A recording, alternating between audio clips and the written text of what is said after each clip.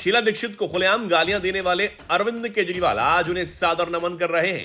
जो शीला दीक्षित जी के खिलाफ झूठे भ्रष्टाचार के आरोप लगाकर उन्हें बदनाम करने में कोई कसर नहीं छोड़ते थे, वही केजरीवाल आज उन्हें जन्मदिन की बधाई दे रहे हैं, जबकि वे इस दुनिया में नहीं रही।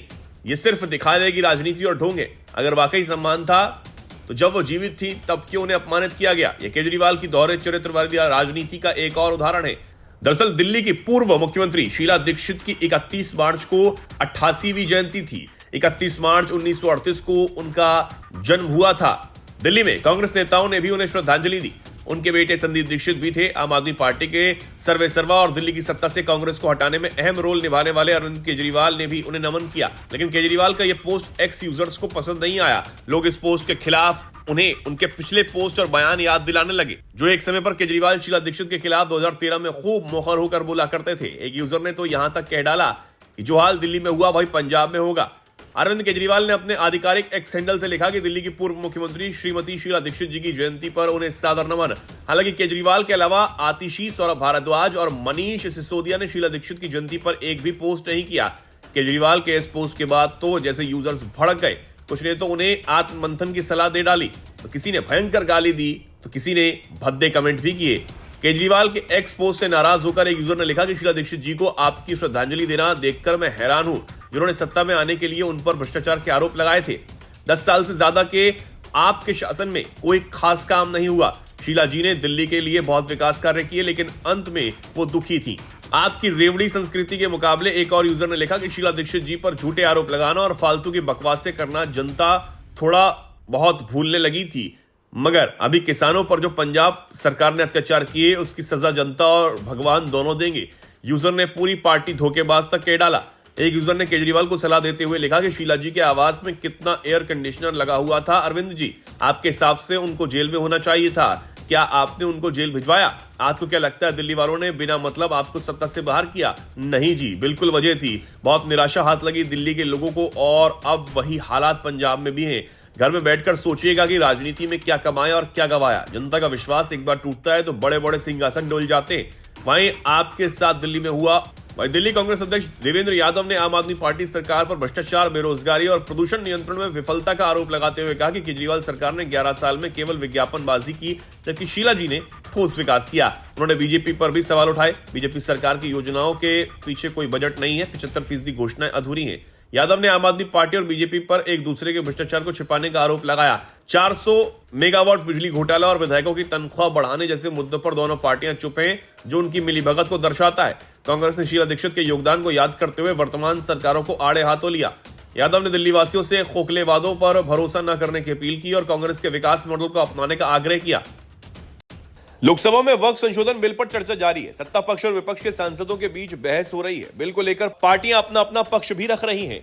वहीं जैसा कि पहले से ही क्लियर था, बीजेपी की सहयोगी तेलुगु देशम पार्टी और जनता दल यूनाइटेड ने भी वक्फ संशोधन बिल का समर्थन किया। आंध्र प्रदेश से टीडीपी सांसद कृष्ण प्रसाद ने कहा, इस विधेयक को आकार देने में टीडीपी की भूमिका मुस्लिम और अल्पसंख्यक कल्याण के प्रति हमारी प्रतिबद्धता को दिखाता है।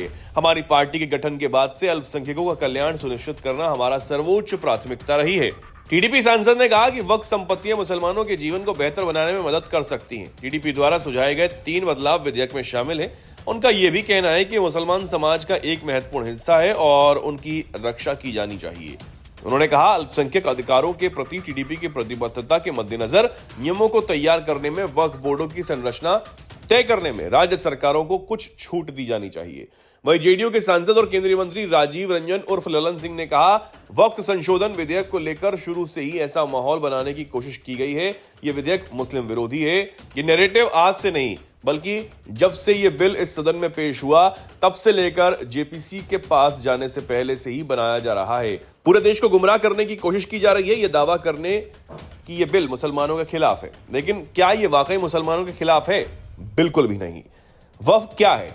क्या यह मुसलमानों की संस्था है? नहीं। वक्फ एक तरह का ट्रस्ट है जो मुसलमानों के कल्याण के लिए काम करने के लिए बनाया गया। उस ट्रस्ट को यह अधिकार होना चाहिए कि वो मुसलमान समुदाय के हर वर्ग के साथ न्याय करे, जो नहीं हो रहा।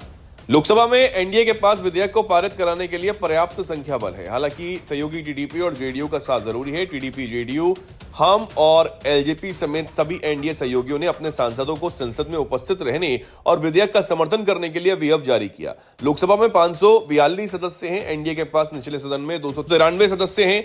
इंडिया गठबंधन के पास 235, अन्य को भी जोड़ें तो यह संख्या 249 तक ही जाती है, जबकि बहुमत का नंबर 272 है।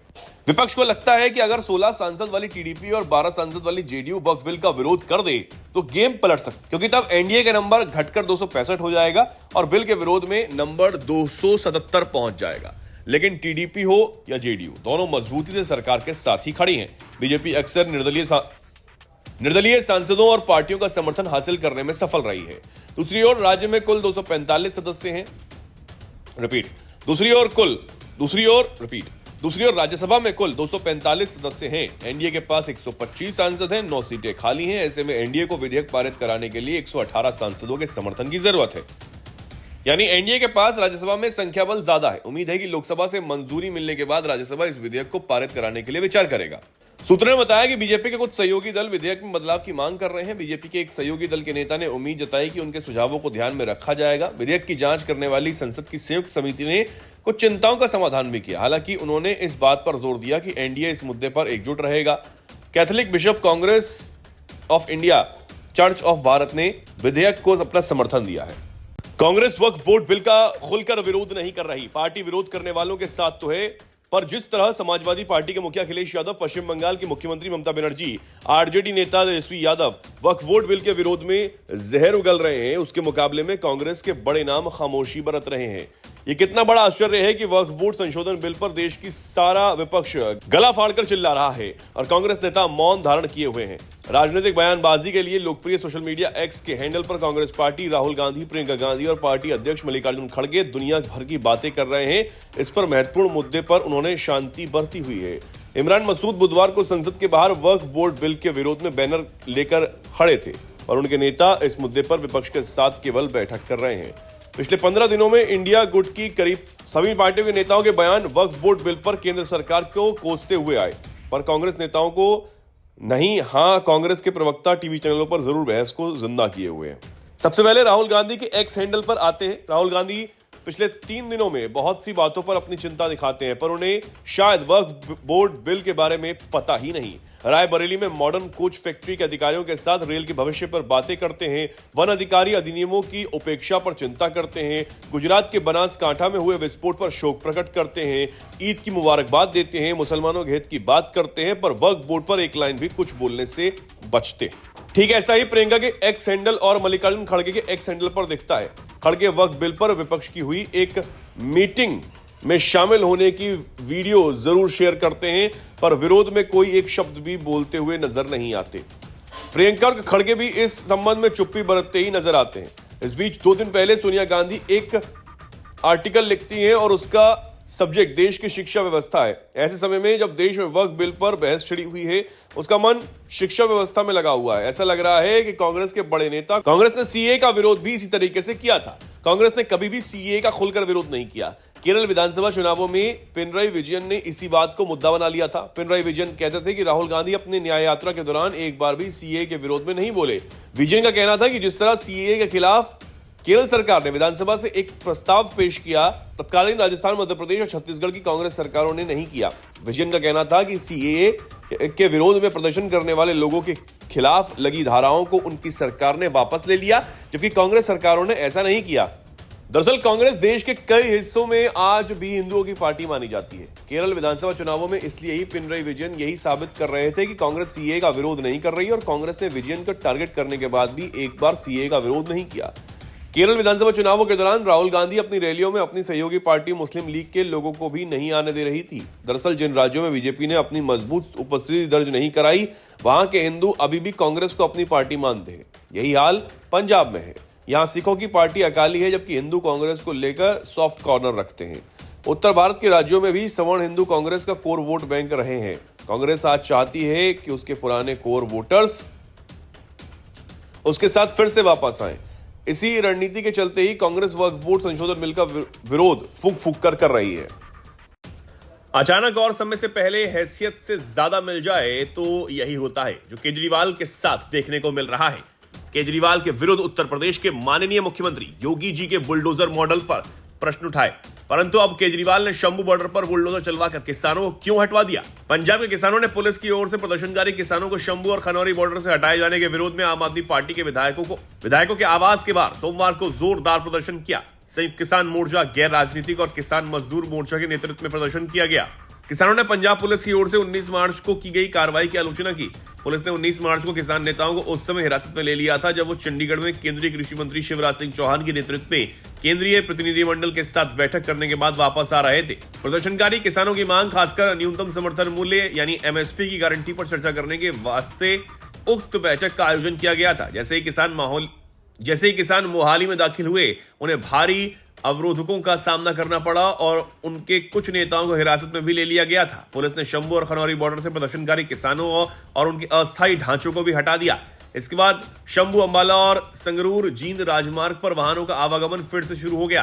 किसान मजदूर संघर्ष समिति के प्रदेश अध्यक्ष सतनाम सिंह पन्नू ने सोमवार को कहा कि 17 जिलों में 7 मंत्रियों और 21 विधायकों के घरों के बाहर प्रदर्शन किया गया। किसान नेताओं ने भगवंत मान सरकार पर निशाना साधा। उन्होंने आरोप लगाया कि उसने भारतीय जनता पार्टी नीत केंद्र सरकार के साथ मिलीभगत करके शंभू और खनौरी बॉर्डर से किसानों को हटाने का काम किया है।